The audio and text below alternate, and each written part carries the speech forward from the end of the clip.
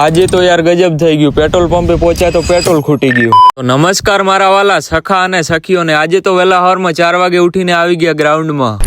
અને દેવાયત કાકા પેલું શું કહેતા હતા, ચકલા થોડા બાજ બને યાર. પણ ચકલા આવીને આવી મહેનત કરતા રહ્યા તો એક દિવસ બાજ બનીને મોરે મોરો હાલશે. ત્યારબાદ સુખનો સૂરજ ઉગી ગયો ને જવાનું ક્યાં ઈ આગળ કહું. દુબઈના રસ્તાથી વચ્ચે બાયપાસ લઈ લીધું, ત્યાં તો વચ્ચે રસ્તામાં ફસાઈ ગયા. ત્યારબાદ આવી ગયું જુનાવાતમ ને એના પછી આવ્યું લાખણી થી કટ લઈને નીકળી પડ્યા ગેળા જવા બાજુ. તો પછી આપણે આવી ગયા ગેળા ને ત્યાંથી કાકા જોડેથી પ્રસાદી લઈ લીધી. બનાસકાંઠા અથવા તો વાવ થરાદમાં રહેતા હશો તો કોઈ દિવસ તો ગેળા આવેલા જ હશો. ફાઇનલી આવી ગયા દાદાના દ્વારે ને દાદાના દર્શન કર્યા અને દિલને ફેફડા બે ગાર્ડન થઈ ગયા. પણ હમણાં એક કષ્ટ આવી ગયું છે, અકાઉન્ટ ની રીચ ડાઉન થઈ ગઈ છે ને ફોલોવર વગેરે કઈ વધતું નથી. તો થોડો સપોર્ટ આપો ને. દાદાને પ્રસાદી ચડાવીને શ્રીફળના પહાડ જોઈ લો. આ ઢગામાં કેટલા શ્રીફળ પડ્યા હશે એ કોમેન્ટ કરી દે. રહી જતા ટ્રાફિક અને કીચડ તો જરાય નતું. સુંદર મુખડું દેખાડતા લાખણીથી બાયપાસ લીધું. ત્યાં તો માંડ નાયરા પેટ્રોલ પંપે પોકાડ્યા. પેટ્રોલ પુરાવ્યું ત્યાં તો દિયોદરના રેલવે સ્ટેશને પોકાડી દીધા. અને 50 કરોડનો આ પુલ જોઈ લો. અને